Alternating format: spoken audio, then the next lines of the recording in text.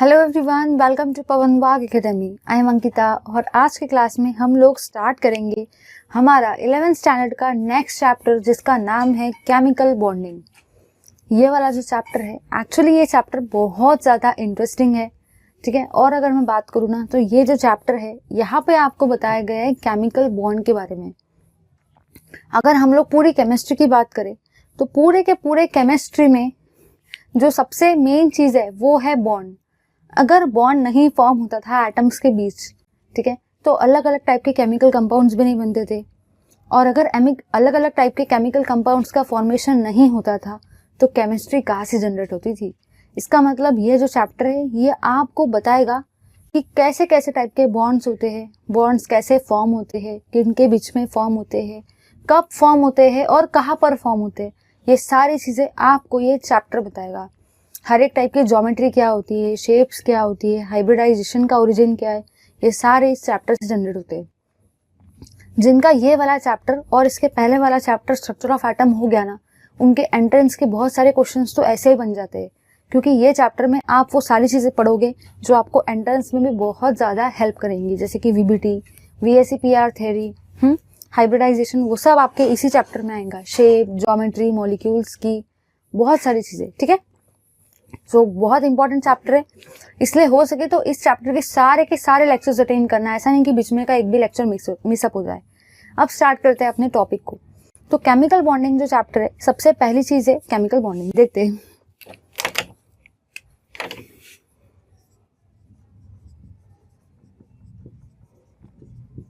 Chemical bonding. चलिए देखते हैं। सबसे पहली चीज जो है ना वो ये है कि इस चैप्टर के अगर नाम को ही देखा जाए तो इस चैप्टर का आपका नाम ही है केमिकल बॉन्डिंग, ठीक है। इसका मतलब ये जो चैप्टर है ये आपको बताने वाला है रिगार्डिंग केमिकल बॉन्ड।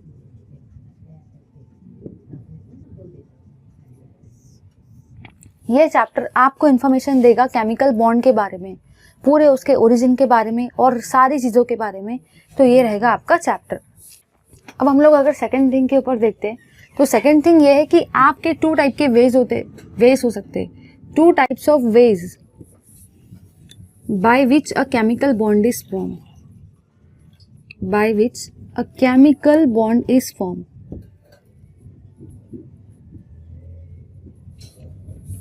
तो ये दो टाइप के वेज कौन से हो सकते हैं। जो आपका पहला वे है जिससे आपके केमिकल बॉन्ड का फॉर्मेशन हो सकता है, पहला वे है आपका बाय लॉस और गेन ऑफ इलेक्ट्रॉन। लॉस और गेन ऑफ इलेक्ट्रॉन मतलब अगर हम इलेक्ट्रॉन का लॉस कर रहे हैं या हम इलेक्ट्रॉन का गेन कर रहे हैं, ठीक है, तो उस टाइप से भी हम लोग केमिकल बॉन्ड का फॉर्मेशन कर सकते हैं। दूसरा वे है by sharing of electron. By sharing of electron. अब दिमाग में क्वेश्चन ये आता है कि ये जो इलेक्ट्रॉन का शेयरिंग है ये कैसे हो रहा है, कहाँ पर हो रहा है, कौन से एटम्स के बीच में हो रहा है, ये सब हम देखेंगे इस चैप्टर में डिटेल में एकदम, ठीक है। तो इन शॉर्ट मैंने यहाँ पे क्या देखा कि मेरे चैप्टर का नाम है केमिकल बॉन्डिंग। इसमें हम लोग देखेंगे केमिकल बॉन्ड के फॉर्मेशन को। दो टाइप के वेज होते हैं जिससे मैं केमिकल बॉन्ड के फॉर्मेशन को कर सकती हूँ। पहला वे है कि इलेक्ट्रॉन का एक तो लॉस होगा या तो गेन होगा, ये है आपका पहला वे। सेकेंड वे हो सकता है कि अगर इलेक्ट्रॉन जो है वो शेयर हो रहे हैं तब भी आपके केमिकल बॉन्ड का फॉर्मेशन हो सकता है, ठीक है। ये रहा आपका फर्स्ट इंट्रोडक्शन का पार्ट। तो पहले इसका ले लो स्क्रीनशॉट, फिर देखते हैं आगे। चलिए अब देखते हैं आगे। अब नेक्स्ट पार्ट है आपका outer most shell. Outer most shell,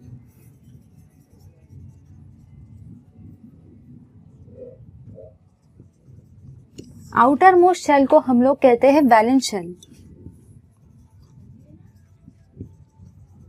देखो एक्चुअली कैसा है ना, अगर हमें आउटर मोस्ट शेल या वैलेंस शेल नहीं पता तो हमें केमिकल बॉन्डिंग चैप्टर में हर जगह पे प्रॉब्लम आएगी, क्योंकि हर जगह पे आपको ये वाला वर्ड तो देखने को मिलेगा। इसलिए उससे पहले हम लोग इस वर्ड को देख लेते हैं कि आउटर मोस्ट शेल क्या है और वैलेंस शेल क्या है, ठीक है। तो जो भी आपका शेल प्रेजेंट होता है, the shell at the outermost side, the shell at the outermost side of an atom is called as outermost shell.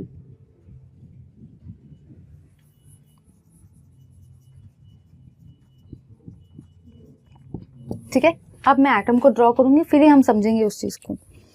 ठीक है, तो मैंने यहाँ पे ये देखा कि सपोज ये है मेरा कोई एटम, ये है मेरा एटम, मैंने इसको इस तरीके से ड्रॉ किया है।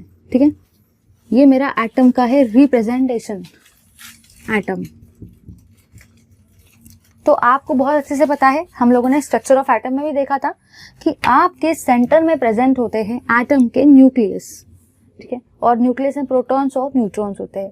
फिर आपने यहाँ पे ये देखा था कि न्यूक्लियस के आजू बाजू में आपके होते हैं बहुत सारे शेल्स। ठीक है, अब हमें पता नहीं ना कि ये जो शेल है ये अंदर वाला शेल है या बाहर वाला शेल है, तो हम लोगों ने इन शेल को एक पर्टिकुलर नेम दे दिया है जिससे हम लोग इसको आइडेंटिफाई कर सकते हैं।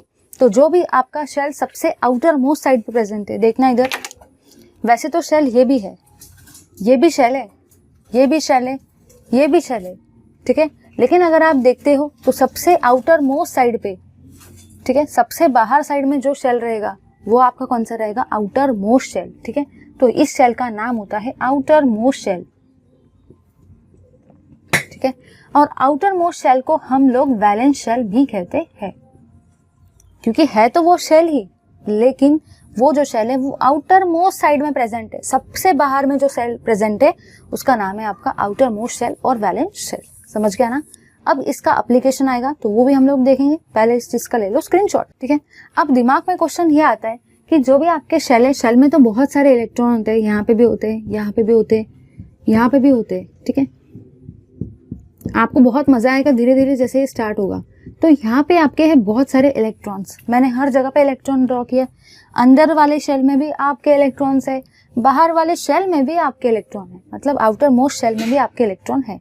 अब दिमाग में क्वेश्चन ये आता है कि मैंने एक चीज देखी, अभी देखा कि जो भी मेरा केमिकल बॉन्ड है वो फॉर्म होता है, एक तो इलेक्ट्रॉन का लॉस होगा, या तो इलेक्ट्रॉन का गेन होगा, या तो इलेक्ट्रॉन का शेयरिंग होगा। ठीक है, ये तो मुझे समझ में आ गया, लेकिन मुझे इस चैप्टर में ये दिमाग में क्वेश्चन आता है, चलो मुझे पता चल गया कि इलेक्ट्रॉन का लॉस होगा या इलेक्ट्रॉन का गेन होगा या इलेक्ट्रॉन का शेयरिंग होगा, बट सबसे पहला दिमाग में क्वेश्चन ये आता है कि इलेक्ट्रॉन का जो भी हो रहा हो, कौन से इलेक्ट्रॉन का हो रहा है, आउटर मोस्ट इलेक्ट्रॉन का हो रहा है या इनर मोस्ट इलेक्ट्रॉन का हो रहा है, वो तो मुझे नहीं पता ना।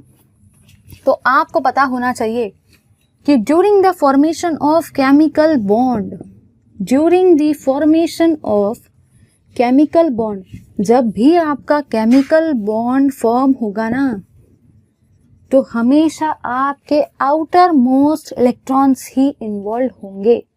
ठीक है, only outer most electrons are involve.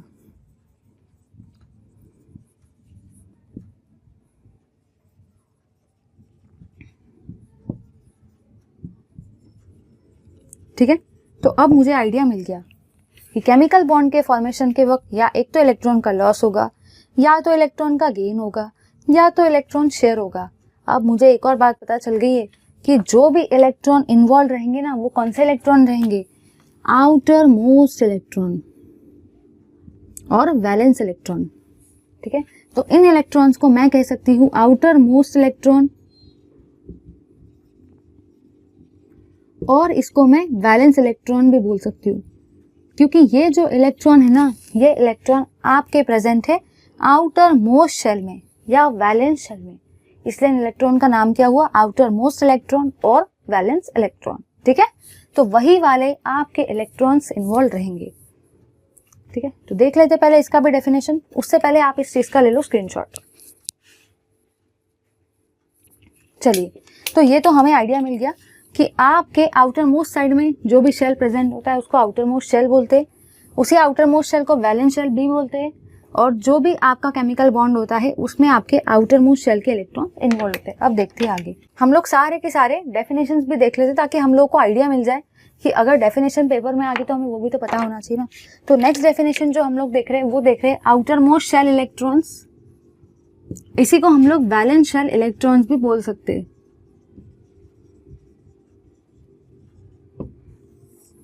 तो मैं यहाँ पे इसका डेफिनेशन लिखूंगी, द इलेक्ट्रॉन्स, आपके कंसेप्ट तो सारे के सारे क्लियर हो रहे हैं, लेकिन साइड बाय साइड आपके नोट्स भी एकदम मस्त वाले बनते जा रहे हैं। इन नोट्स को बिल्कुल ऐसे लिखना जैसे मैं बता रही हूँ, तो एक एक चीज सारी आपकी क्लियर होगी। ठीक है, तो इलेक्ट्रॉन्स प्रेजेंट इन दी, वो इलेक्ट्रॉन्स जो आपके आउटर मोस्ट शेल या वैलेंस शेल में प्रेजेंट है, present in the outer most shell और valence shell are called as outer most electrons.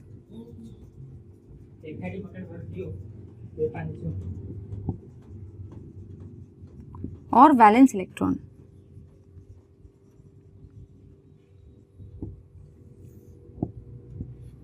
ले लो इसका भी स्क्रीनशॉट। अब एक्चुअली क्या हुआ ना, मुझे केमिकल बॉन्ड के फॉर्मेशन को, केमिकल बॉन्ड के ओरिजिन को एक्सप्लेन करना था और बहुत सारे टाइप के साइंटिस्ट आते गए। अलग अलग साइंटिस्ट ने अपनी अपनी कहानी लेके आए, अपनी अपनी जो भी कहानी थी उनकी केमिकल बॉन्डिंग के अकॉर्डिंग कि केमिकल बॉन्डिंग ऐसा फॉर्म होता है, केमिकल बॉन्ड वैसा फॉर्म होता है। सारे के सारे साइंटिस्ट अपनी अपनी कहानी लेके आए। तो उसमें से जो आपके एक साइंटिस्ट थे कौशल एंड लुईस, कौशल और लुईस जो थे, इन दोनों साइंटिस्टों ने मिलकर अपनी एक थ्योरी को पब्लिश किया। ठीक है, उन्होंने एक अप्रोच दिया केमिकल बॉन्डिंग के फॉर्मेशन के रिगार्डिंग कि एक्चुअली केमिकल बॉन्डिंग कैसे फॉर्म हुई, केमिकल बॉन्ड जो है दो एटम्स के बीच में, उसका ओरिजिन क्या है। उस चीज़ को एक्सप्लेन करने के लिए आपके दो साइंटिस्ट आए, उन्होंने अपने अप्रोच को लाया। तो अब हम लोग देखते हैं Kossel and Lewis approach. So next है आपका कौशल एंड लुईस अप्रोच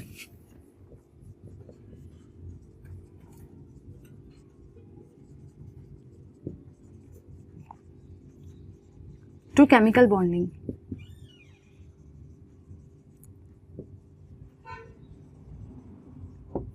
तो देखते हैं कि अब कौशल और लुईस नाम के साइंटिस्ट ने अपना कौन सा अप्रोच लेके आए, अपनी कौन सी कहानी लेके आए केमिकल बॉन्डिंग के रिगार्डिंग। ठीक है, काफी इंटरेस्टिंग है, देखते हैं हम लोग इनका जो अप्रोच है। तो हम लोग लिखेंगे according to Kossel and Lewis, according to Kossel and Lewis. ठीक है, अब सबसे पहली चीज ये है कि अगर हम लोग देखें कौशल और लुईस ने क्या बताया। ठीक है, तो कौशल और लुईस की अगर बात की जाए तो कौशल और लुईस ये कहता है कि जो भी आपका एटम होता है ना, जो भी आपका एटम होता है उसमें एक्चुअली दो चीजें होती है। पहली चीज होती है आपकी कर्नल और दूसरी चीज होती है आपकी आउटर मोस्ट शेल। तो लुईस एंड कौशल ने हमें ये बताया कि जो भी एटम होता है ना, कोई भी एटम आप ले लो, किसी भी एलिमेंट का एटम ले लो, उसमें होती है दो ही चीजें। पहली चीज होती है कर्नल, दूसरी चीज होती है आउटर मोस्ट शेल। अब दिमाग में सबसे पहला क्वेश्चन जो आता है ना वो ये है, चलो मुझे आउटर मोस्ट शेल तो समझ गया क्योंकि मैंने देख लिया था, बट ये जो कर्नल है ये क्या है। तो अब हम लोग देखेंगे कि ये कर्नल मतलब होता क्या है। तो जो भी आपके कौशल और लुईस थे उनका ये कहना है कि जो भी आपका कर्नल होता है ना, कर्नल के अंदर में दो चीजें आती है। पहली चीज आती है आपकी positively charge nucleus, positively charge nucleus आता है।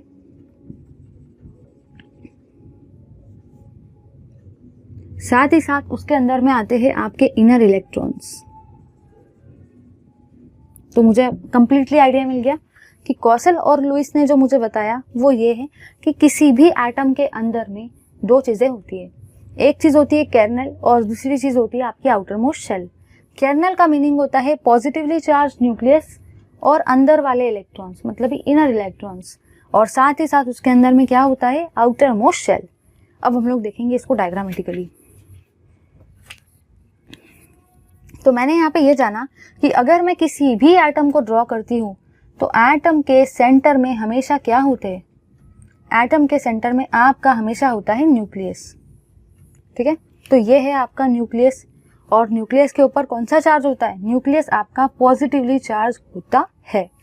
ठीक है, फिर उसके बाद मैंने देखा कि अंदर में आपके इलेक्ट्रॉन्स होते हैं, इनको हम लोग क्या बोलते हैं, इनर इलेक्ट्रॉन्स, और ये रहता है आपका आउटर मोस्ट शेल। तो ये हुआ आपका एटम और इसने हमें क्या क्या बताया देखते।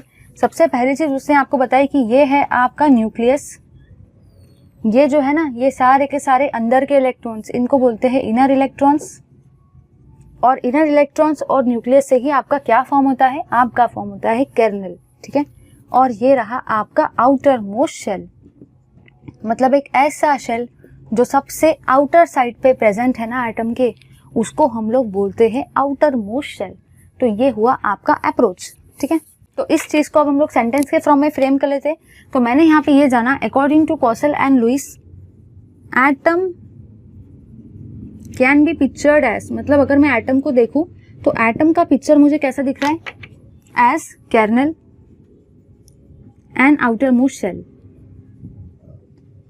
kernel and outermost shell that can accommodate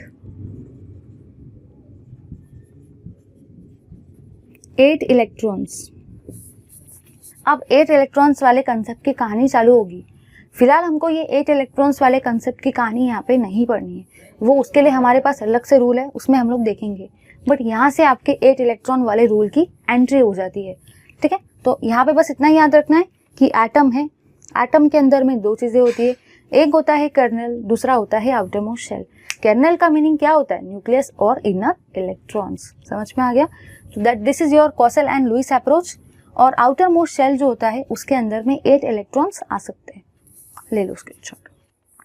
अब यहाँ से आपका स्टार्ट होता है ऑक्टेट रूल, ठीक है। तो अब हम लोग देखेंगे ऑक्टेट रूल को। Octet rule,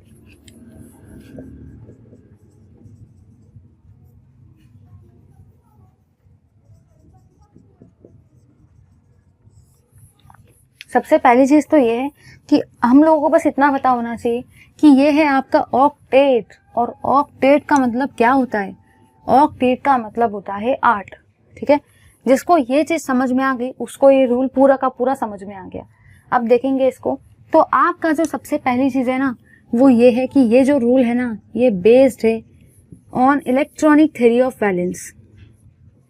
electronic theory of valence, जो भी आपकी इलेक्ट्रॉनिक थ्योरी है ना वैलेंस की, कि इलेक्ट्रॉन लॉस हो सकते हैं, इलेक्ट्रॉन गेन हो सकते हैं, इलेक्ट्रॉन शेयर हो सकते हैं, ठीक है। वो भी आउटर मोस्ट इलेक्ट्रॉन, वो आता है आपका इलेक्ट्रॉनिक थ्योरी ऑफ वैलेंस के अंदर में, जो अभी हम लोगों ने देखा। तो आपका जो ऑक्टेट रूल है वो कम्प्लीटली बेस्ड है इस थ्योरी के ऊपर में, जिसका नाम है इलेक्ट्रॉनिक थ्योरी ऑफ वैलेंस, ठीक है। अब हम लोग देखेंगे आगे ये रूल क्या कहता है। तो according to the rule, according to the rule, ये रूल हम लोग को क्या कहता है, during the formation of chemical bond, पहले मैं लिख लेती हूँ फिर हम लोग समझते हैं। During the formation of chemical bond,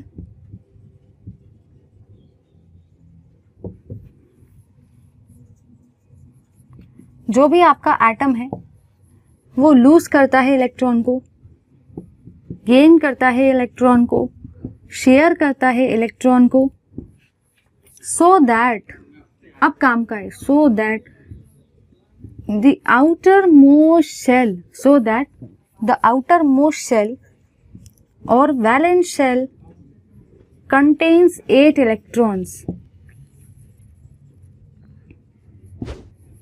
ठीक है। जो भी आपके आउटर मोस्ट शेल है और जो भी आपके वैलेंस शेल है उसके अंदर में 8 इलेक्ट्रॉन हो जाए, इसलिए ये चीज होती है। मतलब ये रूल हम लोग को ये कहता है कि जब भी आपका केमिकल बॉन्ड का फॉर्मेशन होता है, जब भी आपका केमिकल बॉन्ड का फॉर्मेशन होगा तो एक तो एटम इलेक्ट्रॉन को लूज करेगा, या तो गेन करेगा, या तो शेयर करेगा। और शेयर, ये तीनों का रीजन ये है सो दैट जो भी उसका आउटर मोस्ट शेल है ना उसमें कैसे भी करके 8 इलेक्ट्रॉन आ जाए, ठीक है। अब मेरे दिमाग में क्वेश्चन ये आता है, चलो ये तो मुझे समझ में आ गया कि ऑक्टेट रूल है, ऑक्टेट का मीनिंग 8 होता है, मतलब कैसे भी करके जोड़ तोड़ करके मुझे आउटर मोस्ट शेल में 8 इलेक्ट्रॉन्स चाहिए, ठीक है। बट दिमाग में क्वेश्चन ये आता है कि 8 इलेक्ट्रॉन्स लाने का रीजन क्या है, 8 ही इलेक्ट्रॉन्स मुझे क्यों चाहिए। तो मुझे ये पता होना चाहिए सो that the atom become stable. जो भी आपका एटम है ना, अगर उसके आउटर मोस्ट शेल में 8 इलेक्ट्रॉन आ जाते हैं तो वो जो है ना वो स्टेबल बन जाता है। And this rule is called as octet rule. बस समझ में आ गया। तो अब मुझे समझ में आया कि मेरे इलेक्ट्रॉन का लॉस हो रहा है, या तो गेन हो रहा है, या तो शेयर हो रहा है, ताकि जो भी मेरे आउटर मोस्ट शेल है ना उसमें 8 इलेक्ट्रॉन आ जाए। 8 इलेक्ट्रॉन मतलब ही ऑक्टेट हो जाए। और ऑक्टेट होने के बाद मुझे क्या फ़ायदा मिलेगा, मुझे ये फ़ायदा मिलेगा कि जो भी मेरा एटम रहेगा ना वो कम्प्लीटली स्टेबल बन जाएगा, right. This is your octet rule. ले लो इसका स्क्रीनशॉट। चलिए अब हम लोग देखते हैं आयोनिक बॉन्ड क्या होता है, क्योंकि आयोनिक बॉन्ड का भी हम लोग को यूज आएगा। तो सबसे पहले देखेंगे आयोनिक बॉन्ड को, ठीक है। देखते हैं हम लोग आयोनिक बॉन्ड को। देखने से पहले हम लोग को कटायन और अनायन के बारे में थोड़ी सी बेसिक इन्फॉर्मेशन पता होनी चाहिए। अगर आपको वो नहीं पता तो आपको आयोनिक बॉन्ड के अंडरस्टैंडिंग में बहुत ज़्यादा जाएंगी प्रॉब्लम। इसलिए हम लोग सबसे पहले देखेंगे कटायन क्या होता है, अनायन क्या होता है, और कटायन और अनायन का फॉर्मेशन कैसा होगा ना, उसको भी एक बार देख लेते हैं, क्योंकि वो सब अभी आएगा और बेसिक बुक में इतना कुछ दिया नहीं है। तो मैं आपके पहले वो बेसिक को क्लियर करती हूँ। तो सबसे पहले हम लोग देखेंगे कटायन को, ठीक है। तो एक ऐसी species, the species which have positive charge, एक ऐसी स्पेसीज जिसके ऊपर कौन सा चार्ज आता है, पॉजिटिव चार्ज, उसको हम लोग बोलते हैं कटायन, ठीक है। अब ये कटायन फॉर्म कैसे होता है, देखो आपको ये भी पता होना चाहिए कि जो भी आपका कटायन होता है ना, cation is form by loss of electron, is form by loss of electron. मैं आपके सारे के सारे बेसिक्स को क्लियर कर रही हूँ। तो पहली चीज मुझे क्या समझ में आई, एक ऐसी स्पेसीज, दुनिया की कोई भी स्पेसीज उठा लो जिसके ऊपर में पॉजिटिव चार्ज होता है, वो स्पेसीज को हम लोग कटायन बोलते हैं। अब ये कटायन अपने आप फॉर्म होगा क्या, नहीं। अगर कोई भी स्पेसीज आपके इलेक्ट्रॉन को लॉस करती है ना, लॉस, तो आपका कटायन फॉर्म होता है। देखेंगे कैसे। अगर सपोज मैंने लिया है कोई भी एक M, ये समझ जाओ ये है M फॉर मेटल, मंकी मत बोलना, M फॉर मेटल। अगर ये मेटल ने अपने एक इलेक्ट्रॉन को लॉस कर दिया, दैट इज से इसने अपने N इलेक्ट्रॉन को लॉस कर दिया है, ठीक है, इलेक्ट्रॉन को लॉस कर दिया है, तो अब ये जो मेटल है ना, इस मेटल के ऊपर में N पॉजिटिव चार्ज आएगा, तो ये रहेगा आपका कटायन। समझ में आ गया। अब हम लोग सारे के सारे जितने भी आगे रिएक्शंस करेंगे ना, उनका ये है ओरिजिन। तो आपका जो कटायन है उसके ऊपर में पॉजिटिव चार्ज आ गया। दूसरी चीज मैंने क्या जानी कि जो मेटल था उसने आपके इलेक्ट्रॉन्स को लॉस किया, तो लॉस ऑफ इलेक्ट्रॉन से आपका मेटल का कटायन बनता है। जितने इलेक्ट्रॉन लॉस होंगे ना, उतना पॉजिटिव चार्ज आएगा। अब हम देखेंगे अनायन को कि आपका अनायन क्या होता है। एक ऐसी species which have negative charge, एक ऐसी स्पेसीज जिसके ऊपर नेगेटिव चार्ज आता है, उसको हम लोग क्या बोलते हैं, अनायन। अब मुझे एक बात बताओ, पॉजिटिव का उल्टा क्या होता है, नेगेटिव।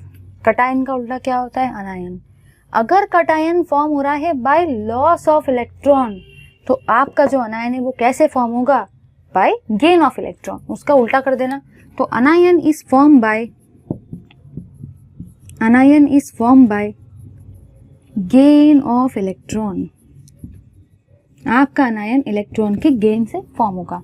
देखते कैसे। अगर सपोज मैंने लिया है कोई भी एक मेटल, अगर ये N इलेक्ट्रॉन्स को ले ले, N इलेक्ट्रॉन्स का अगर इसने किया है गेन, तो आपका जो मेटल है ना, उसके ऊपर में नेगेटिव चार्ज आएगा, क्योंकि उसने इलेक्ट्रॉन को गेन किया है।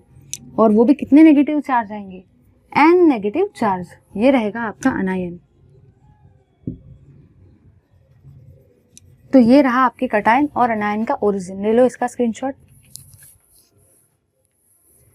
चलिए अब हम लोग देखते हैं आयोनिक बॉन्ड को।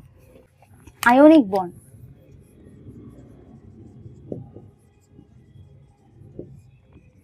सबसे पहले इसका डेफिनेशन लिखते हैं, फिर समझते हैं। The bond form between cation and anion, and which consists of electrostatic force of attraction,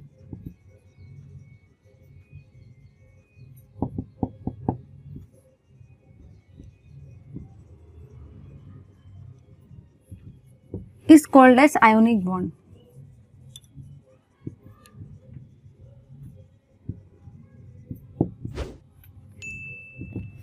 तो मैंने यहाँ पे ये जाना कि अगर मैं कोई भी एक चीज ले लेती हूँ, सपोज ये है आपका कटायन, तो अब आपको प्रॉब्लम नहीं जा रही होंगी, क्योंकि आपको मैंने इसका मीनिंग पहले समझा दिया है। कटायन क्या होता है, अनायन क्या होता है। तो सपोज एक मैंने लिया है कटायन, और एक मैंने लिया है अनायन।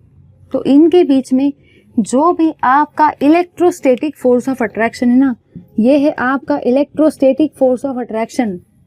और इस इलेक्ट्रोस्टैटिक फोर्स ऑफ अट्रैक्शन को आप क्या बोलते हो? आप इस इलेक्ट्रोस्टैटिक फोर्स ऑफ अट्रैक्शन को बोलते हो आयोनिक बॉन्ड। जब भी आपको डेफिनेशन पूछा जाता है पेपर में, तो आपको प्रॉपर रिप्रेजेंटेशन भी देना है। अगर हम लोग रिप्रेजेंटेशन देते तो उसका फ़ायदा ये होता है, आगे वाले को डेफिनेशन पढ़ने का भी ज़रूरत नहीं होता है, क्योंकि आप उसको डायग्रामेटिकली वो चीज़ एक्सप्लेन कर देते हो, तो उसका टाइम भी सेव हो जाता है और मार्क्स थोड़े ज़्यादा भी मिल जाते हैं। ठीक है, तो एक ऐसा बॉन्ड जो फॉर्म हो रहा है कटायन और अनायन के बीच में, और वो जो बॉन्ड है ना, उसका नेचर कैसा है? इलेक्ट्रोस्टैटिक फोर्स ऑफ अट्रैक्शन, वो रहता है आपका आयोनिक बॉन्ड। ये जो बॉन्ड है आपको बहुत सारे एग्जाम्पल्स में देखने को मिलेगा, जैसे कि NaCl, KCl, CaCl2, ये सारे के सारे इसके एग्जाम्पल्स, और भी बहुत सारे एग्जाम्पल्स हैं। हम लोग सारे के सारे एक एक करके एग्जाम्पल को देखेंगे कि ये बॉन्ड फॉर्म कैसा होता है, और बहुत ज़्यादा इंटरेस्टिंग है। पहले इसका ले लो स्क्रीनशॉट।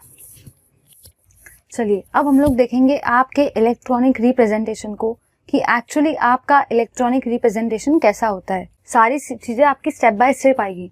सबसे पहले हम लोग इलेक्ट्रॉनिक रिप्रेजेंटेशन को रिप्रेजेंट करना सीखेंगे।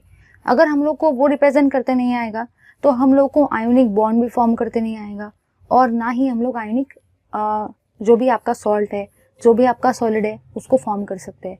इससे सबसे पहले हम लोग इलेक्ट्रॉनिक रिप्रेजेंटेशन देखेंगे। ये सारी चीज़ों का ओरिजिन है। अगर ये समझ गया ना, तो आप यूँ फटफट कर सकते हो। ठीक है,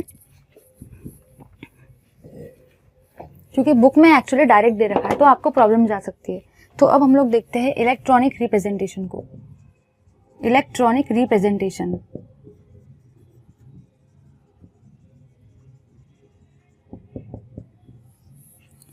और हम लोग लुईस डॉट का स्ट्रक्चर वगैरह वगैरह सब आएगा आपका। ठीक है, चलिए अब देखते हैं। सबसे पहली चीज़ ये है कि अगर मैं बात करूँ सोडियम की, तो देखो मैंने लास्ट वाले क्लास में स्ट्रक्चर ऑफ एटम के, जो भी सबसे लास्ट क्लास था, उसमें आपको maximum most of the elements के इलेक्ट्रॉनिक कॉन्फ़िगरेशन लिखना सिखाया था। अगर आपको वो नहीं आता है, तो एक बार आप मेरा लास्ट वाला क्लास स्ट्रक्चर ऑफ एटम का कर लो, आपको इलेक्ट्रॉनिक कॉन्फ़िगरेशन हमेशा के लिए एकदम बेस्ट तरीके से आ जाएगा। ठीक है, बिना देखे आप सारे इलेक्ट्रॉनिक कॉन्फ़िगरेशन लिख सकते हो, इतना बेस्ट तरीके से मैंने आपको उसमें पढ़ाया है। अब अगर बात करते हैं सोडियम की, ठीक है, तो जैसे कि हम लोगों ने लास्ट वाले क्लास में सीखा था कि जो भी आपका सोडियम होता है उसका एटॉमिक नंबर होता है 11। अगर मैं बात करूँ आपके क्लोरीन की, अगर मैं बात करूँ आपके कैल्शियम की, तो कैल्शियम का एटॉमिक नंबर होता है 20। ये भी मैंने लास्ट वाले क्लास में बताया था। और क्लोरीन का कितना होता है? 17। अगर मुझे इनका इलेक्ट्रॉनिक कॉन्फ़िगरेशन लिखना है, तो मैंने आपको वो भी बताया था कैपेसिटीज कैसे लिखते हैं। तो उसके अकॉर्डिंगली मैंने यहाँ पे ये जाना, इसका रहता है 1s 2s 2p, 1s 2s 2p 3s 3p, 1s 2s, अब देखेंगे आगे 2p 3s। अब देखना है यहाँ पे, देखो इधर अगर मैं ध्यान देती हूँ तो यहाँ पे है आपके 11, तो ये रह गए 1s में 2, 2s में 2, 2p में 6 और 3s में 1। तो यहाँ पे अगर हम लोग ध्यान से देखते हैं तो हमेशा क्रॉस चेक करके देख लेना, 2 + 2 4, 4 + 6 10, 10 + 1 11। तो हाँ, राइट हैंड साइड में भी 11 है और लेफ्ट हैंड साइड में भी आपके 11 इलेक्ट्रॉन्स है। मतलब ये इलेक्ट्रॉनिक कॉन्फ़िगरेशन आपका कैसा है? करेक्ट। अगर मैं बात करूँ क्लोरीन की, अभी रिप्रेजेंटेशन बाकी है। अगर मैं बात करूँ इस क्लोरीन की, तो इसमें जाएंगे 2 2, हम लोग उसको ब्लू से लिखते ताकि बाद में हमें प्रॉब्लम ना हो। 1s में जाएंगे 2, 2s में 2, 2p में 6, 3s में 2 और 3p में आपके जाएंगे 5। करके देख लो, 2 + 2 4, 4 + 6 10, 10 + 2 12, 12 + 5 17। तो लेफ्ट हैंड साइड और राइट हैंड साइड में 17 है। इधर आ जाओ 20 के लिए, 1s 2, 2s 2, 2p 6, 3s 2, 3p। इसमें हम लोग को करके देखना पड़ेगा कितने आएंगे। तो मैंने यहाँ पे ये जाना 2 + 2 4, 4 + 6 10, 10 + 2 12, 12 + 6 18, 18 + 2। ये रहेगा आपका इलेक्ट्रॉनिक कॉन्फ़िगरेशन। चलिए, ये तो हो गया इलेक्ट्रॉनिक कॉन्फ़िगरेशन, लेकिन अब मुझे एक्चुअली देखना है मेरा इलेक्ट्रॉनिक रिप्रेजेंटेशन कैसा रहेगा। तो फॉर इलेक्ट्रॉनिक रिप्रेजेंटेशन देखिए हम लोग कैसे करेंगे। अगर मैंने यहाँ पे ध्यान से देखा तो ये है मेरा 1, ये दोनों के दोनों क्या है? 2, इसलिए मैंने 2 का एक पेयर बना दिया।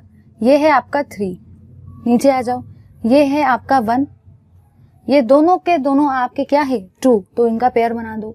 तो 1 का पेयर 1 के साथ, 2 का पेयर 2 के साथ, ये दोनों के दोनों हैं आपके 3, तो 3 का पेयर 3 के साथ। नीचे आ जाओ, यहाँ पे मैंने क्या देखा, ये है मेरा 1, ये भी है 2, ये भी है 2, तो ये दोनों का बन जाएगा एक पेयर। आपको ऐसे ही लिखना है, डायरेक्टली लिखोगे तो गए काम से। हमेशा पहले पेयरिंग बनाने का, बुक में डायरेक्ट देखे रखा है। ये भी है 3, ये भी है 3, इनका भी बन जाएगा पेयर। और ये है आपका 4, ये भी रहेगा इस टाइप से। इस 4 का इस 3 के साथ पेयर मत करना, क्योंकि 3 अलग चीज है, 4 अलग नंबर है। इस 2 का इस 3 के साथ पेयर मत करना, क्योंकि 2 अलग नंबर है, 3 अलग नंबर है। आइए चलिए देखते हैं इलेक्ट्रॉनिक रिप्रेजेंटेशन को। इलेक्ट्रॉनिक रिप्रेजेंटेशन, अगर मुझे इलेक्ट्रॉनिक रिप्रेजेंटेशन लिखना है इस वाली चीज का, तो मैंने यहाँ पे क्या देखा, मैंने यहाँ पे ये देखा, पहले आपका आता है 1s, 1s में कितने इलेक्ट्रॉन है 2, ध्यान से देखना है, ऐसा नहीं करना है। गलती से भी अगर आपने ये वाले नंबर दे दिए तो आप गए काम से। आपको पता होना चाहिए कि 1s के पहले पेयर में कितने इलेक्ट्रॉन है 2। अब पेयर बन गए तो क्या इलेक्ट्रॉन को लिखना डिफिकल्ट काम है, बिल्कुल भी नहीं। ठीक है, आ जाओ आगे। फिर मैंने यहाँ पे ये देखा कि 2s के पेयर में कितने इलेक्ट्रॉन है 2 + 6, 2 + 6 कितना होता है 8। नीचे आ जाओ, यहाँ पे है आपका 3s का पेयर, 3s के पेयर में कितना इलेक्ट्रॉन है 1। ठीक है, अब आ जाएंगे नीचे। अगर मैं बात करती हूँ क्लोरीन की, तो मैंने यहाँ पे ये जाना कि आपके 1s के पेयर में कितने इलेक्ट्रॉन है 2, 2s के पेयर में कितने इलेक्ट्रॉन है।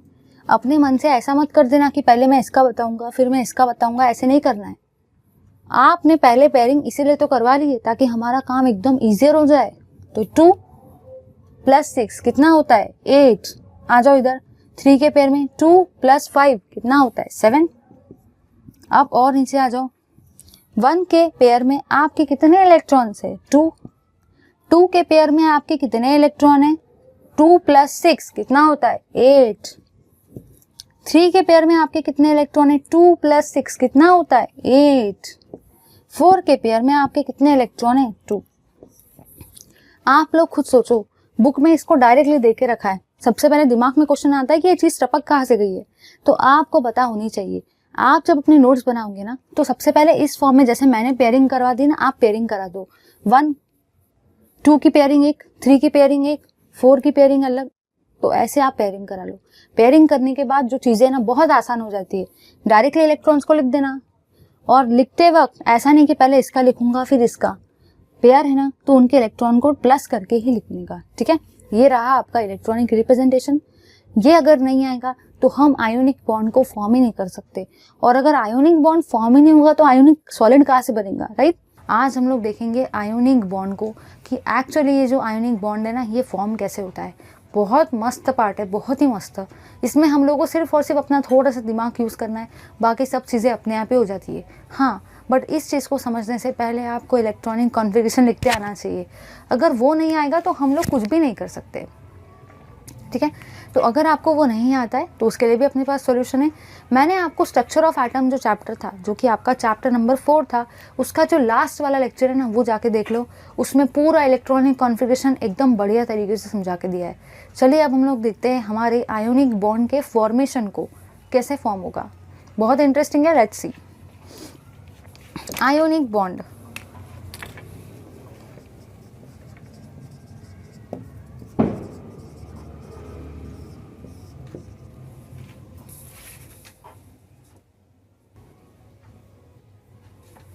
तो आयोनिक बॉन्ड में हम लोग एक्चुअली स्टडी करेंगे आपकी दो चीज़ों को। पहला रहेगा आपका NaCl का फॉर्मेशन, और सेकंड रहेगा आपका CaCl2 का फॉर्मेशन। इन दोनों को हम लोग को स्टडी करना है। तो सबसे पहले हम लोग देखते हैं जो भी आपका आयोनिक बॉन्ड है वो NaCl में कैसे फॉर्म होगा, जो भी आपका आयोनिक बॉन्ड है वो CaCl2 में कैसे फॉर्म होगा। तो सबसे पहले हम देखेंगे NaCl को, फिर हम देखेंगे CaCl2 को। तो स्टार्ट करते हैं। तो सबसे पहला है आपका NaCl, कि जो भी आपका NaCl है ना, इस NaCl को हम लोग बोलते हैं सोडियम क्लोराइड। ध्यान देना है, ये जो Na होता है ना, इसको हम लोग बोलते हैं सोडियम, और ये जो आपका Cl होता है ना, इसको हम लोग बोलते हैं क्लोराइड। और इस तरीके से आपका क्या फॉर्म होता है, आपका फॉर्म होता है सोडियम क्लोराइड। चलिए अब देखेंगे आगे। तो अगर मुझे NaCl को फॉर्म करने का है तो सबसे पहली चीज़ जो मुझे आनी चाहिए ना वो है इलेक्ट्रॉनिक कॉन्फ़िगरेशन। देखेंगे अगर मैं ध्यान से देखती हूँ तो मेरा जो सोडियम है, जो भी मेरा सोडियम है, सोडियम का एटॉमिक नंबर होता है 11। सोडियम के साथ में इस सॉल्ट के अंदर में और क्या है, क्लोरीन। जो भी आपका क्लोरीन होता है उसका एटॉमिक नंबर होता है 17। अब जो मुझे नेक्स्ट काम करना है वो मुझे देखना है इसके इलेक्ट्रॉनिक कॉन्फ़िगरेशन को। तो मैंने यहाँ पे ये जाना कि जो भी मेरा सोडियम होता है इसका इलेक्ट्रॉनिक कॉन्फ़िगरेशन होता है 1s 2s 2p 3s 1s2 2s2 2p6 3s1। ये मैंने आपको लास्ट वाले क्लास में बता दिया था, बट उसका अभी नीड है, इसलिए एक बार रिवाइज कर लेते। एक बार आप चेक कर लेना, 2 + 2 + 6 + 1 11 होता है।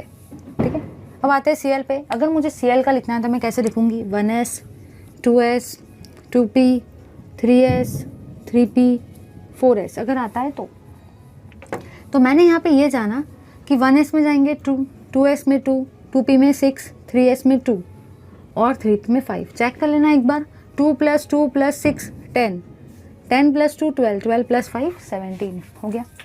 फिर मैंने आपको ये बताया था कि हम लोगों को इलेक्ट्रॉन का पेयरिंग करने का है। अगर मुझे इलेक्ट्रॉन को रिप्रेजेंट करना है तो ये भी हम लोगों ने लास्ट वाले क्लास में देखा था। ठीक है, देखेंगे इधर, ये मैंने इसको इस तरीके से पेयर बना लिए थे। अगर आपको याद होगा तो 1 के अंदर में एक पेयर, दोनों के दोनों हैं आपके 2, इसलिए मैंने ये 2 का भी एक पेयर बना दिया और इस 3 का भी एक पेयर बना दिया। सिमिलरली नीचे आ जाए, ये है आपका 1, तो इस 1 का एक पेयर बना दिया। ये है आपके 2, देखना ध्यान से, ये भी है 2, ये भी है 2, इसलिए मैंने इनका क्या बना दिया, एक पेयर। आ जाओ इधर, ये भी है 3, ये भी है 3, इसलिए मैंने इसका भी क्या बना दिया, एक पेयर। अब अगर मुझे इसको लिखना है तो लास्ट वाले क्लास में मैंने क्या देखा था, मैंने यहाँ पे ये देखा था पहले के पेयर में कितने इलेक्ट्रॉन्स है, 2। सेकेंड पेयर में आपके कितने इलेक्ट्रॉन है, 2 + 6 कितना होता है, 8। लास्ट पेयर में आपके कितने इलेक्ट्रॉन है, 1।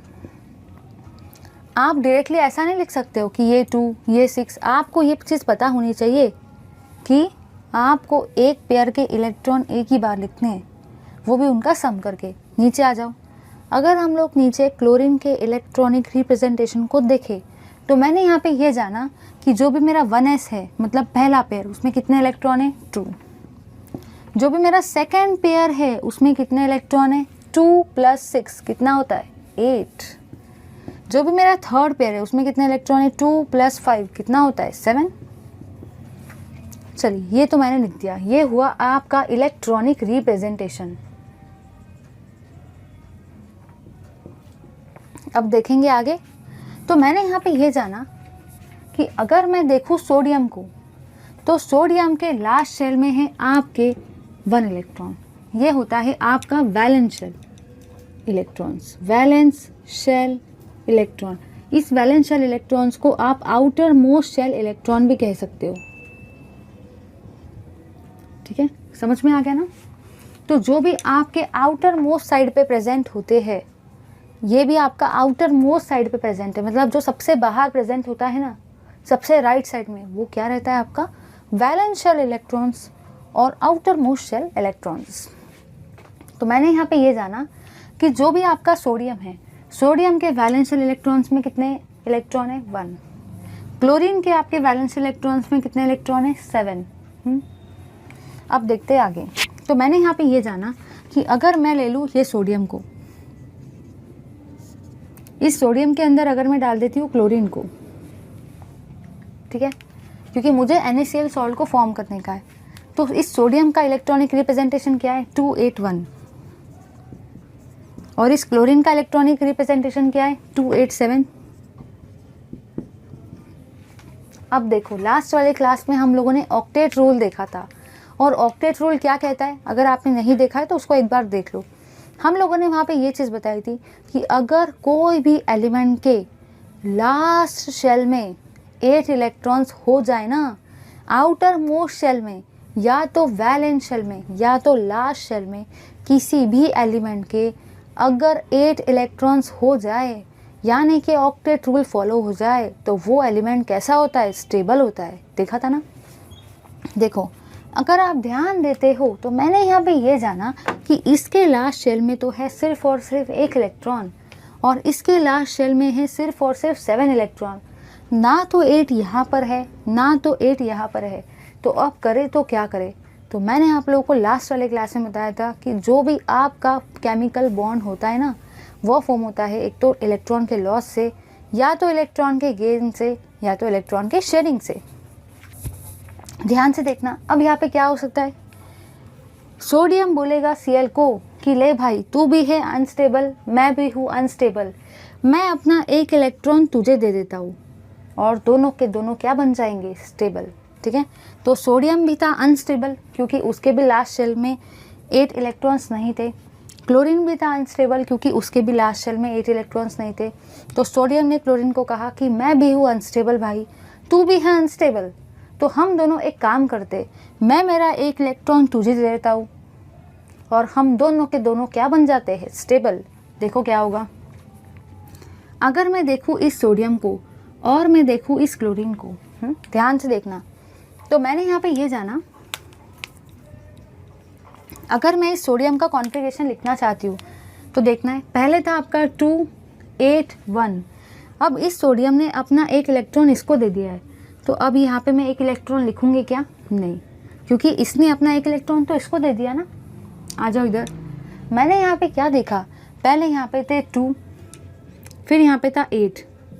अब आप लोग खुद बताना मुझे, मैंने इसका 1 इलेक्ट्रॉन इसको दे दिया है, पहले 7 थे, अब इसने अपना 1 इलेक्ट्रॉन इसको दे दिया, तो कितने हो गए? 7 + 1 8।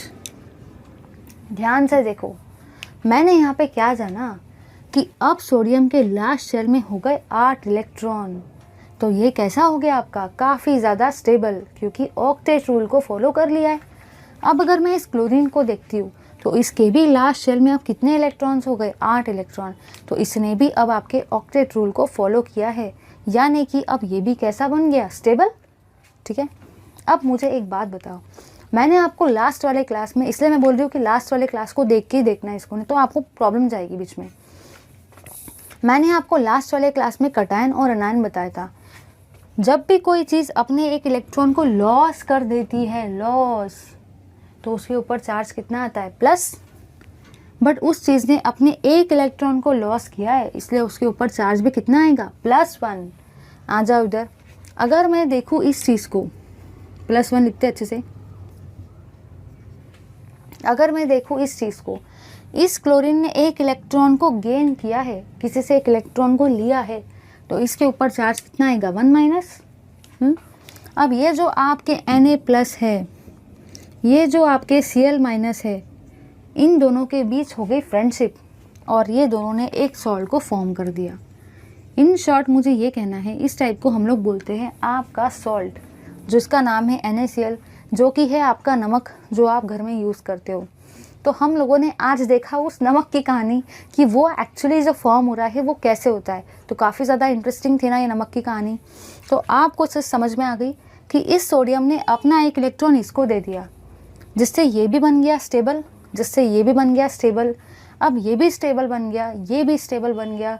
इसने अपना 1 इलेक्ट्रॉन इसको दिया, इसका मतलब इन दोनों के बीच क्या हो गई? फ्रेंडशिप। और जब इन दोनों के बीच फ्रेंडशिप हो गई तो इन दोनों से बना आपका एक सॉल्ट, जिसका नाम है NaCl, सोडियम क्लोराइड, या तो फिर अपने लैंग्वेज में नमक। ले लो इसका स्क्रीनशॉट।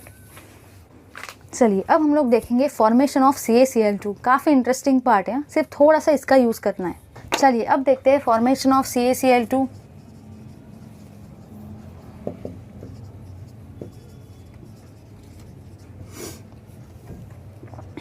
मैंने यहाँ पे क्या जाना?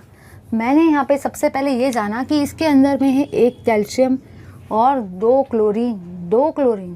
तो दिमाग में क्वेश्चन ये आता है कि 1 कैल्शियम के साथ 2 क्लोरीन कैसे क्या आ गए? तो अब देखेंगे कैसे आए। ठीक है, तो मैंने यहाँ पे ये जाना कि सबसे पहले मैं लूँगी कैल्शियम को, क्योंकि मुझे इसमें क्या दिया गया है? कैल्शियम। और मुझे इसके अंदर में क्या दिया गया है? और मुझे इसके अंदर में दिया गया है क्लोरीन। ठीक है, वो भी कितने क्लोरीन दिए गए हैं? 2 क्लोरीन। तो मैंने लिखे 1 क्लोरीन को और मैंने लिखा आपके दूसरे क्लोरीन को। पहले लिखेंगे 1 क्लोरीन को, फिर लिखेंगे दूसरे क्लोरीन को।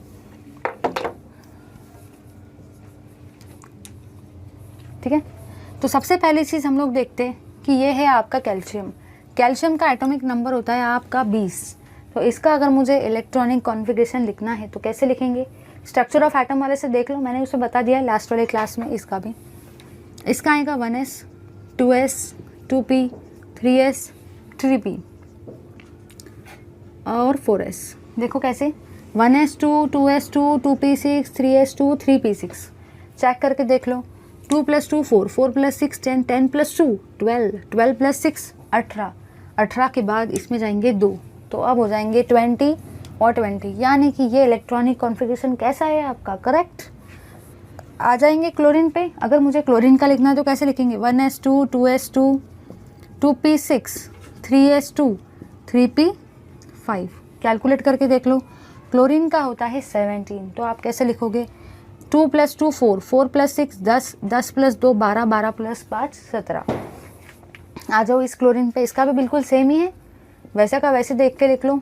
1s2 2s2 2p6 3s2 3p5। क्या करना है क्या उसके बाद में? उसके बाद में पेयरिंग करने का। डायरेक्टली मत लिखना। अगर इलेक्ट्रॉन को डायरेक्टली लिखा तो आप गए, पहले पेयरिंग करने की। ये रहा आपका 1, ये रहे आपके 2 वाले, ये रहे आपके 3 वाले, 3 की पेयरिंग 3 के साथ, 4 की पेयरिंग 4 के साथ। आ जाओ इधर। ये रहा 1, ये दोनों रहे 2, ये है आपका 3। यहाँ पे भी वैसे ही 1 2, ये भी है 2, ये भी है 2, ये भी है 3, ये भी है 3। चलिए अब लिखेंगे इलेक्ट्रॉनिक रिप्रेजेंटेशन को। तो अगर मुझे इसका इलेक्ट्रॉनिक रिप्रेजेंटेशन को लिखना है तो मैं कैसे लिखूंगी? देखो इधर, पहले पेयर में कितने इलेक्ट्रॉन है? 2। दूसरे पेयर में कितने? 2 + 6 कितना होता है? 8। तीसरे पेयर में बताओ 2 + 6 कितना होता है? 8। चौथे पेयर में कितने हैं? 2। ठीक है। अब आ जाओ इधर। अगर मैं इस क्लोरीन की बात करती हूँ ना, तो इस क्लोरीन के पहले पेयर में है 2, दूसरे पेयर में 2 + 6 कितना होता है? 8, और तीसरे पेयर में 2 + 5 कितना होता है? 7। आ जाओ इधर। अगर मैं बात करूँ इस क्लोरीन की तो इसका भी बिल्कुल वैसे रहेगा। 2 8 7 है तो क्लोरीन ही ना। अब बताओ एक बात मुझे, जिसको ये चीज़ समझ गई ना उसके दिमाग में आ गया होगा आप क्या क्या करने का है जुगाड़। ठीक है, जुगाड़ आपको ही करना है अपने लैंग्वेज में। देखो इधर, अगर आप ध्यान देते हो तो आपने यहाँ पे ये देखा कि आपके कैल्शियम के आउटर मोस्ट शेल में है 2 इलेक्ट्रॉन्स। जो लास्ट वाला होता है उसको क्या बोलते हैं? आउटर मोस्ट शेल या तो वैलेंस शेल, उसमें है सिर्फ और सिर्फ 2 इलेक्ट्रॉन्स। अगर आप क्लोरीन के इसमें देखो तो इसमें है 7 इलेक्ट्रॉन, इसमें भी है 7 इलेक्ट्रॉन। क्या ये तीनों के तीनों स्टेबल है? नहीं, क्योंकि स्टेबिलिटी के लिए तीनों के आखिरी के शेल में कितने इलेक्ट्रॉन चाहिए? 8 इलेक्ट्रॉन। बट अब ये स्टेबल नहीं है, तो देखना क्या होगा। अब हम लोग देखेंगे आगे। अगर मैं देखूँ ध्यान से तो कैल्शियम बोलता है भाई मैं भी हूँ अनस्टेबल, तू क्लोरीन तू भी अनस्टेबल है, और ये क्लोरीन तू भी अनस्टेबल है। अब मैं भी हूँ अनस्टेबल, हम दोनों भी अनस्टेबल, तो चलो अब करते हैं कुछ ना कुछ जुगाड़। इसका मतलब मैं अपने इलेक्ट्रॉन तुमको डोनेट करूँगा। अगर मैं ध्यान से देखती हूँ तो इसके पास है टोटल 2 इलेक्ट्रॉन। ये बोलेगा भाई मैं मेरा 1 इलेक्ट्रॉन इस क्लोरीन को दे देता हूँ और मैं अपना 1 इलेक्ट्रॉन इस क्लोरीन को दे दूँगा। तो उससे क्या होगा? उससे फ़ायदा ये होगा क्योंकि मेरे पास तो लास्ट में 2 इलेक्ट्रॉन है। इस क्लोरीन को भी 1 इलेक्ट्रॉन की ज़रूरत है, इस क्लोरीन को भी 1 इलेक्ट्रॉन की ज़रूरत है। तो ये कैल्शियम इस क्लोरीन को अपना 1 इलेक्ट्रॉन देगा, इस क्लोरीन को अपना 1 इलेक्ट्रॉन देगा।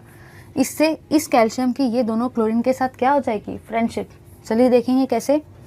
अगर मैं ध्यान दूँ तो ये है मेरा कैल्शियम, ये है मेरा क्लोरीन, ये है मेरा क्लोरीन, ये सब एक दूसरे के साथ रिएक्ट होंगे। ठीक है, तो मैंने यहाँ पे ये जाना कैल्शियम का इलेक्ट्रॉनिक कॉन्फ़िगरेशन कितना है? 2 8 8 2।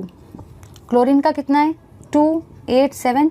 इस क्लोरीन का कितना है? 2 8 7। ध्यान से देखना क्या होगा। ये जो कैल्शियम है ना, ये अपना 1 इलेक्ट्रॉन इसको देगा और अपना 1 इलेक्ट्रॉन इसको देगा।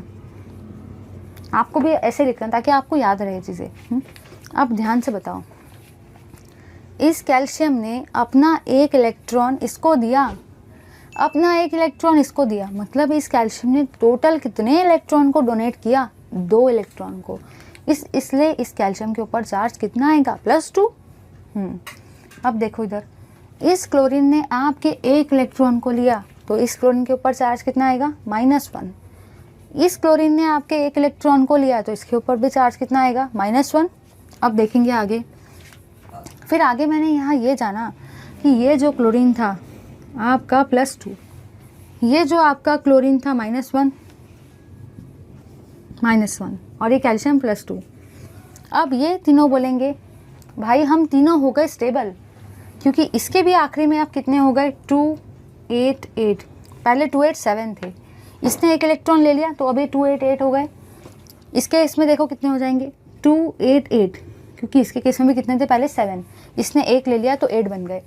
और अगर मैं बात करूँ इसके केस में तो इसके केस में कितने रहेंगे, 2 8 8 और ये दो तो चले गए ना। देखो ध्यान से, इसके भी लास्ट में है 8, इसके भी लास्ट में है 8, इसके भी लास्ट में है 8। अब ये तीनों के तीनों कैसे हो गए stable according to octet rule.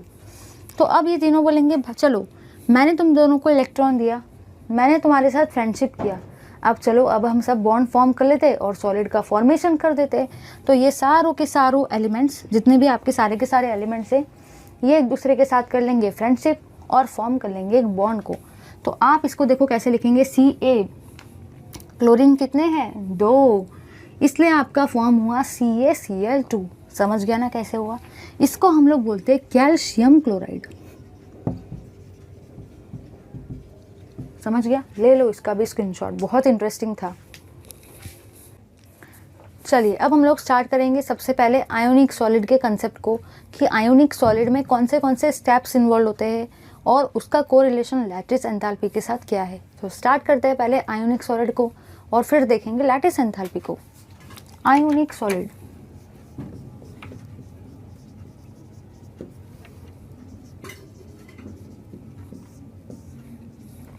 मुझे एक बात बताओ, जब भी मैं किसी भी सॉलिड की फॉर्म बात कर रही हूँ, इसका मतलब उसके अंदर में थी दो चीज़ें। पहली चीज़ थी एक A, दूसरी चीज़ थी आपकी B। तो इसके अंदर में हुए दो चीज़ें। सपोज़ ये है आपका A एटम, सपोज़ ये है आपका B एटम। अब ये दोनों एटम तो मेरे सामने हैं, तो इनके बीच में कुछ ना कुछ बॉन्ड फॉर्म होगा। और जब ये दोनों के दोनों एटम के बीच में कुछ ना कुछ बॉन्ड फॉर्म हो गया ना, तो आपका एक सॉलिड फॉर्म होगा। ठीक है, अब मुझे एक बात बताना, इस सॉलिड का नाम है आयोनिक सॉलिड, मतलब इसके अंदर में कुछ ना कुछ झमेला तो आयोनिक वाला होगा ना। तो मैंने यहाँ पे ये जाना कि इसके अंदर जो भी बॉन्ड है ना, उस बॉन्ड का नाम क्या है, आयोनिक बॉन्ड। आयोनिक बॉन्ड है उस बॉन्ड का नाम, इसीलिए फिर सॉलिड का भी नाम क्या रहेगा, आयोनिक सॉलिड। मतलब नाम में ही उसका काम छुपा है। अगर नाम है आयोनिक सॉलिड तो जो काम है, जो बॉन्ड फॉर्म हो रहा है, वो कौन सा रहेगा, आयोनिक बॉन्ड। तो मैंने यहाँ पे ये जाना, एक ऐसा सॉलिड इन विच कटायन मतलब पॉजिटिव चार्ज, एन अनायन मतलब negative charge, are held together by, वो जो है वो हेल्ड टुगेदर हो रहे हैं किससे, by ionic bond, is called as ionic solid।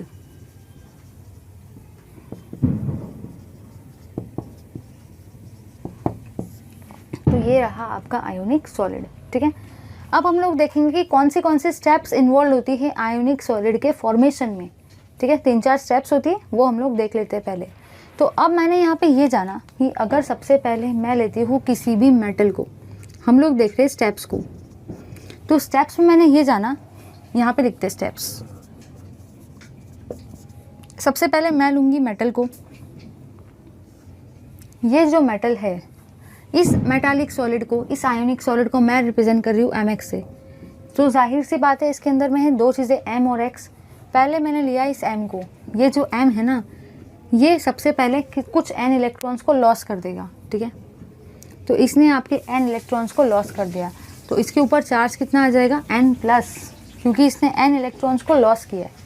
ठीक है, अब लेते हूँ मैं x, इस x ने कुछ n इलेक्ट्रॉन्स को गेन कर लिया है और जब भी हम इलेक्ट्रॉन्स को गेन करते हैं तो चार्ज कौन सा आता है, नेगेटिव चार्ज।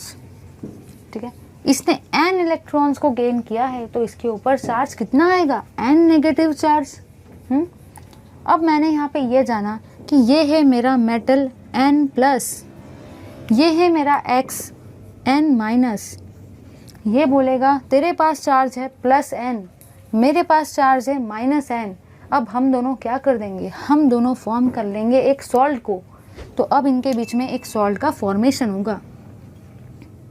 ठीक है, अब सबसे काम की चीज़ जो है ना वो ये है कि आपने इस एलिमेंट को भी लिया है गैसियस स्टेट में, ये आपका कटायन भी गैसियस फॉर्म में, ये एलिमेंट भी आपका गैसियस स्टेट में, इस अनायन भी आपका फॉर्म हुआ है गैसियस में। तो ये तो गैसियस ही है, ये भी आपका गैसियस ही है। तो सोचने की बात ये है कि यहाँ पे जो भी चीज़ फॉर्म होगी, यहाँ पे जो भी आपका सॉल्ट फॉर्म होगा वो भी कौन से स्टेट में रहेगा, जब गैस गैस के साथ मिलेगी तो आपको तो गैस ही मिलेगा ना। तो मुझे मिला गैस। फिर क्या होगा ना, फिर यहाँ पे एक स्टेप इन्वॉल्व होगी। उस स्टेप में ये जो गैस है ना वो आपके सॉलिड में कन्वर्ट हो जाएगी।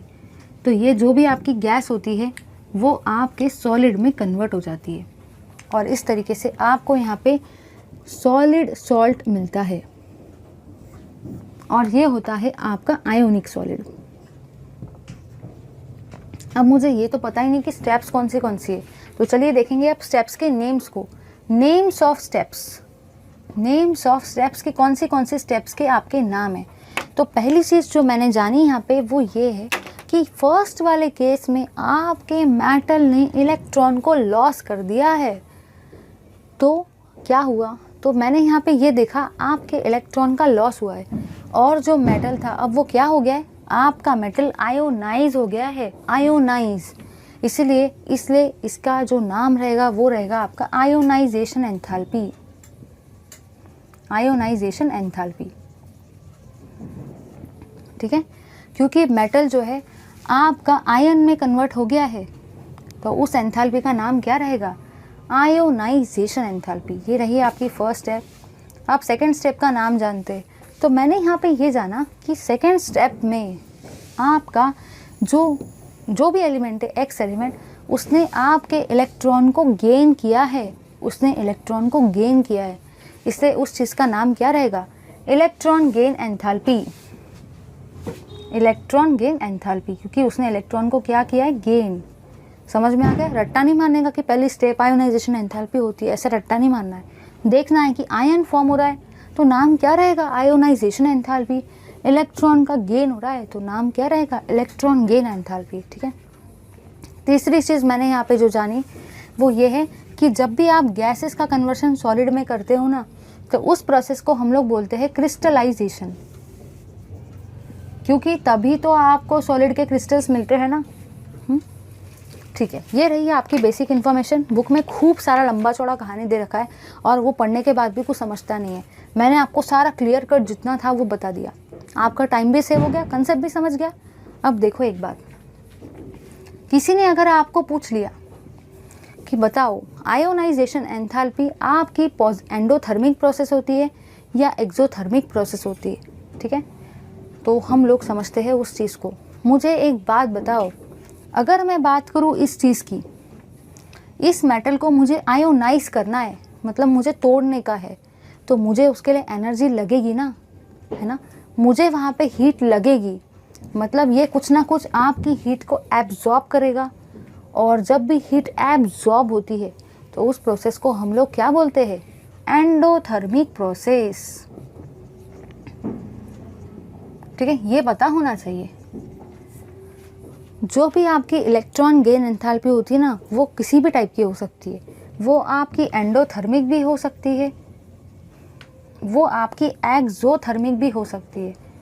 ये जो है ना ये एक्चुअली डिपेंड करता है कि हीट एब्जॉर्ब हुई है या एमिट हुई है, ये डिपेंड करेगा एलिमेंट के ऊपर। अलग अलग एलिमेंट अलग अलग टाइप के नेचर दिखाते हैं। तो अगर आपको किसी ने पूछा कि आयोनाइजेशन एंथैल्पी कैसी रहेगी तो आपको पता होना चाहिए वो एक एंडोथर्मिक प्रोसेस है, क्योंकि वहाँ पे आपको हीट लग रही है इस मेटल को तोड़ने के लिए, है ना, हीट अंदर जा रही है, लग रही है, इसलिए उसका नाम क्या है, अंदर, एंडो। अगर मैं बात करूँ इलेक्ट्रॉन गेन एंथैल्पी की, तो ये आपकी एंडोथर्मिक भी हो सकती है, ये आपकी एक्सोथर्मिक भी हो सकती है, दोनों बताने का, ठीक है। ले लो इसका स्क्रीनशॉट। चलिए अब हम लोग देखते हैं इसी फैशन में बिल्कुल यही वाली स्टेप्स है, steps involve in NaCl solid, कि आपका ये NaCl सॉलिड कैसे बनेगा, बिल्कुल यही स्टेप्स है, देखते हैं उसको। तो मेरा हेडिंग है स्टेप्स इन्वॉल्व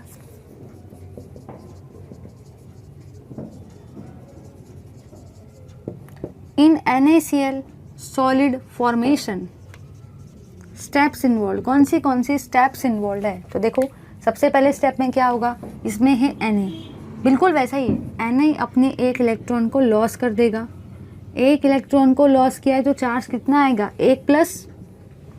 Cl जो है ना वो इस एक इलेक्ट्रॉन को गेन कर लेगा, अगर Cl ने एक इलेक्ट्रॉन को गेन किया है तो Cl के ऊपर चार्ज कितना आएगा, 1-।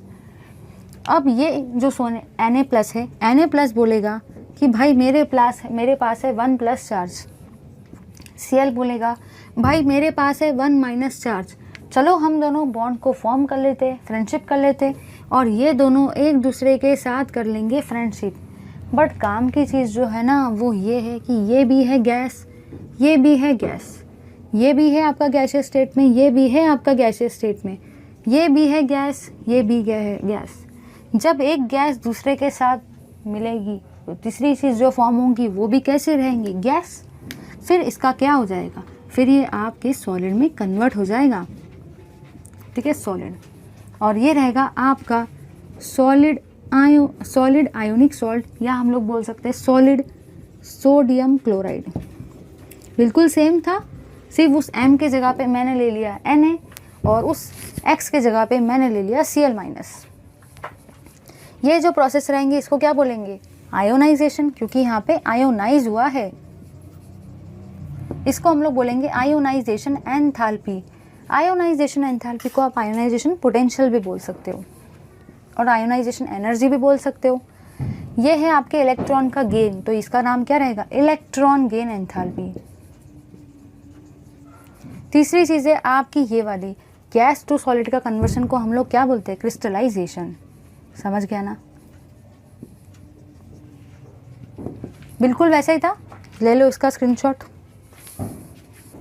So thank you very much for watching this video. If you find this video interesting then please do like, share and comment and subscribe to our channel too. आपके comments मेरे लिए काफ़ी motivating होती है, specially मेरे लिए, तो please do comment. हाँ, एंड जो भी लैटिस एंथैल्पी का कंसेप्ट है एक्चुअली उसके साथ बहुत सारे फैक्टर्स है, बहुत सारे एक्चुअली हम लोग क्वेश्चंस भी करेंगे जिसमें हम लोगों का लैटिस एंथैल्पी का कंसेप्ट क्लियर होगा।